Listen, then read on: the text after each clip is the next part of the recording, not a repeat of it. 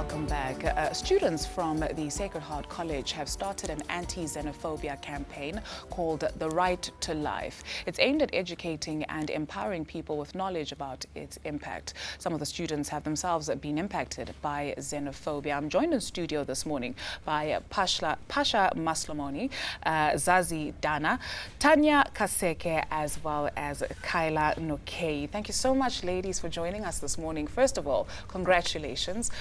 This is such an important cause. Tanya, let me start with you. What birthed this?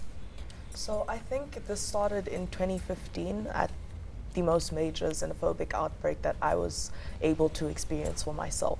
I think the first feeling that I had in 2015 was, is it right for me to feel scared in the country that I was born in? Is it right for me to feel threatened by my own people? Are those people even my own people if they want to hurt other foreigners? So that's when I wrote my first open letter, Xenophobia, a Ticking Time Bomb.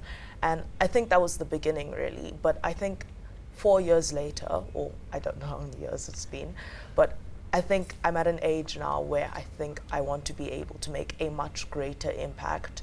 So what we decided to do was, firstly, we need to get food to these refugees who have been displaced by these attacks. But secondly, it becomes much bigger than that in the case that we need to then go ahead and make South African people aware, raise awareness about xenophobia in South Africa and why specifically it's not okay. You took your fear and you turned it around into something that is very, very powerful and is going to impact on so many lives. Kyla, let's talk about your experience and the fears that Tanya touched on. I suppose my fears are like mainly that the fact that I've lived in this country most of my life, like all my life, and the fact that I'm not born here makes it seem like I'm one of those foreigners and that I can get attacked by them because I'm not a born South African, which frightens me a lot because I mean, it's just like one of those fears that gets to a person that makes you wonder if this is actually really home, that if the people at home are the ones attacking you, is it really worth staying here? Or is it just that I'm gonna end up getting hurt really bad if I try and do something about it? But I mean, right now, right here, we're doing something about it. We have to make this change because, quite frankly, I'm tired of like feeling scared and feeling that whatever I try to do, I can't succeed in it because I'm a foreigner. But like, I mean, I feel like there's more to South Africa than it just being the foreigners and South Africa, and people need to understand that. What is that more to South Africa? The more to South Africa is that like we're in a rainbow nation. We know ourselves as the rainbow nation. That doesn't just restrict ourselves to just being mainly born South African. That can lead to you just also being someone from another country, coming in to find home, coming in to find a place of refuge, because most of the people that come here aren't on a mission to come and take what's ours. So I feel like they must understand that we're not like foreigners aren't coming in here to take what's theirs, and there's always more to it, that a foreigner that comes in here is not trying to take what's yours, but only trying to create a home for us to coexist in. Zazi, why was it important for you to take part in this? You are a South African. This one would think that this doesn't impact you. Well, I mean, for me, one of the largest impacts it had on me was the fact that South Africa is a nation built on people coming in from all over the world. We pride ourselves on being the rainbow nation. We have such rich culture and such rich heritages coming in from all over the world. But when it comes to a point where you see people who are trying to make a home here, who are trying to contribute to society and trying to be successful, and I mean, for me, it's just like, why attack them for that? And I can understand that it comes from a piece of ignorance, but it doesn't make sense, because there are many people who are coming into this country who are trying to build a home for themselves, who are trying to achieve their dreams and such things like that. But it only appears that the foreigners that are coming in from the African diaspora are the ones that are really bearing the brunt of the attacks, and they're the ones who are being given the terrible names and who are being denied opportunities that the country really has to offer them. Because it's not like we lack the resources, it's not like we lack the space, it's just that the people here lack the knowledge, and not knowledge, let me rather say they lack open-mindedness. And in that, it's creating a space that's not safe for them to coexist with us peacefully. I don't, and personally, I don't think that there should be an us and them. We are South Africans. We are people. We are Africans, and we should be united. Sure. Pasha, why was it important for you to be a part of this initiative? I mean, for me, I think it was important because, like, also, if we were to put ourselves in their shoes, I mean, like, there are so many people who are scared, and then, like, also, like, this is like our whole, like, continent, and then I feel that people who come from Africa shouldn't shouldn't move here and then feel scared and have their families taken away from them and be hungry and then have nowhere to go, just because I mean, like, we are scared of, like, of them taking what's ours, I guess. So I mean, like, I just wanted to also just, like, be a part of, like, creating that whole awareness, because I mean, like, as he said, that, like, we weren't just built on what South Africans, you know, did, I guess, but then, like, from what the whole of Africa brought here, and, you know, yeah. Right, 100%. Tanya, touching on what Zazie said in terms of the difference between xenophobia and Afrophobia, in your open letter, you tackle exactly that, to say that, but people from Italy, people from Greece, people from Europe are treated differently to people from the continent. What is that? Okay, so I think the biggest fear, and what's probably the reason for why Africa in general is suffering, is a fear of a true united African identity and the fear of a true united African goal and a true united dream. Because I think at the end of the day, that would be one of the most powerful things for Africa to go ahead and deal with, right? Because we think that if Africans could unite, as the African Union aimed to do, Pan-Africanism could get us so many things. I think we would be working better in agriculture, we would be working better as a continent, just to put our names out there. But at the end of the day, I think it's also the hierarchical structures that have been put in place by the colonizers and by Europeans, that certain Africans are better than other Africans. And it becomes extremely problematic in the instance that Africans have been indoctrinated into that for so long that they now believe that, yes, that is the truth. Some of us are better than others. When at the end of the day, we all fought for independence in our own countries collectively. There was no African country that simply ended white colonial rule or, like, white minority rule by itself. That's not a realistic expectation. And we can't simply say that now that white minority rule is over, we're going to abandon other African countries, because if we want to move forward, we have to do that as Africa. Kyla, we inherited such a beautiful legacy from the likes of Haile Selassie, Kwame Nkrumah, and many other leaders on the continent that existed before us. Do you feel let down, given what Tanya is talking about, in terms of us not having a sense of that oneness and identity? Do you feel let down by your leaders? Do you feel let down by your fellow Africans? I mean, from the people you've mentioned, I feel like they've tried to set the standard where Africa can move forward, but at the same time we're holding ourselves back, thinking that when people come in to our country, they're on a mission to take what's ours, and that's the mentality that they have right now, and it needs to change in order for us to move forward.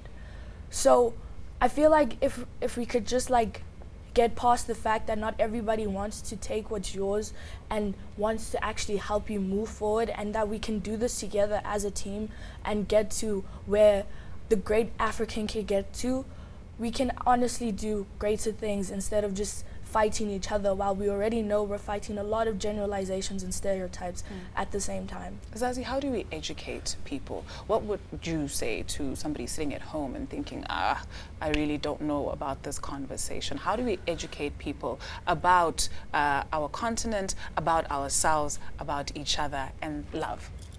Well, I mean, I feel like it honestly really does start with the youth. Because ultimately the youth are going to be the future and the adults. And I feel like with that, it comes with the kind of understanding that the youth has of human beings in its essence. Because somebody who is young does not see the bad in people. And therefore it's easier for us to preach love and teach love. Because genuinely speaking, like, we are all full of love, and we are all full of good things, and we all are capable of doing great things. And when you can help somebody understand that, when you can show them that, look, this is somebody who's leaving their home because it's not safe for them there anymore. This is somebody who's leaving their home because they cannot continue to grow their family there. They cannot find a job there. They cannot benefit from their government at home. And we are here to open our arms to them and accept them, just as they had helped us during our times of need too, for example, during apartheid times. I feel like it's really, really important that people need to understand that they are human beings in its essence, and that they are just looking to be able to see the love and goodness in somebody else and being able to benefit from that. Pasha, what is your dream for the African continent? I guess it's for us to realize that, people don't come here to take what's ours and to destroy what we have built, but like also, like as I said before, to also realize that not we as South Africans built what South Africa is right now, and just to welcome everyone, and not just people from like the north, but just like people from our own continent, and just be aware that we have all struggled, and we've all like gone through our own struggles, I guess, and then like, why would they put people from our own continent like through that? So just to understand that they aren't here to take anything, because at the end of the day, we can always create more jobs, and we don't have the lack of resources, so like that's not really a problem. So just to open our arms to other people. Tanya, let's talk about the fear that you mentioned a little bit earlier on. What are you afraid of? I'm afraid of the fact that if I leave my house and somebody recognizes that I'm not South African, I could be beat up. I don't think I necessarily look like a child. I don't think they have the type of sincerity to me that they would have to other young people. But I'm mostly afraid of the fact that, secondly, maybe I don't necessarily look foreign, but my family does. I think the most terrifying thing for me is that I could go home and find out that one of my parents is being killed simply because they came to South Africa to contribute the knowledge that they have and to share with others, and to make sure that South Africa is also in a position in which it could succeed, right? Because I think at the end of the day, I'm afraid of my right to life being taken away from me, because I think that's one of the main reasons why the organization is called the Right to Life. Because if you look at our constitution, it's not that South Africans have the right to life, it's that everybody in this country has a right to life. And once you take the right to life away, I think that's the primary basis for all other rights. Once that's gone, you have nothing left. You should have nothing to fear. You should have absolutely nothing to fear. Kyla, what are you afraid of? I'm afraid of living in a country where that if I succeed in what I do, instead of celebrating me, they would tear me down. Instead of taking me forward and helping us push together as a country, they would start fighting me instead of like us working together to build a country that can one day be the greatest. But like, I guess it's the whole idea of me trying to do or trying to get further in my life, that I feel like once I get to the stage where I know I can do something, I won't get the help that I need, I won't get the support that I need from the country. I feel like so many things would have been taken away from me, like the fact that I can't like move forward in terms of like my education. If I were to get like, you know how every child's right to get education, right? I feel like if I were to get something that someone else that was South African got, I didn't get, they would tear me down because of that. If I got a job that a South African was supposed to get, and I got it and they didn't, they would also tear me down for that. The fact of the matter is that instead of like helping me progress and move forward and get to where I'm supposed to be or fulfill my potential, they won't actually help me with that. So it's me against the world and them instead of it being us against the world. Okay, in wrapping up the conversation, your call to action, Tanya, with the Right to Life campaign. How do we participate? How do we support? What do you need? Okay, so I think the biggest form of support that we need is, firstly, we need food for these people. Our French teacher, who is also a foreign national, only had the capacity to bring 12 people to Johannesburg, but over 200 people are still stuck and suffering from these attacks. But furthermore, there are people all over the country who are still suffering from these attacks. But most importantly, number one, we need to get food for these people. But it doesn't end there. We think that we need to work together as South Africans to change the mindsets of other South Africans. There's a number of ways to do that. Simply just encouraging the fact that it's not an us and them situation, but rather an all of us situation. And I think there are a number of things that young people have written, including myself, that older people have written that can help you to do that. In terms of participating, I think the easiest way to go about that would either be to call Mr. Bossa directly, or you can speak to the school. I'm not really sure of the school's phone number. We can Google it and get the but details. You can Google it and get the details. So I think even if you don't have the means to donate food, the best thing you can do for yourself and for other people is to change your mindset, to think of places like America and the UK that are built off of immigrants coming in and helping to build the country. We could be in the same place as them if we simply understand that we are one people on one continent with one united dream. Nobody leaves their country simply because they want to. Africans don't cry because they're happy with their situations. These people don't leave because leaving is fun. They take like not millions, but rather a massive amount of days to get here. Some of them come by foot. And it's a painful journey that no one's going to wake up and take simply because they want to.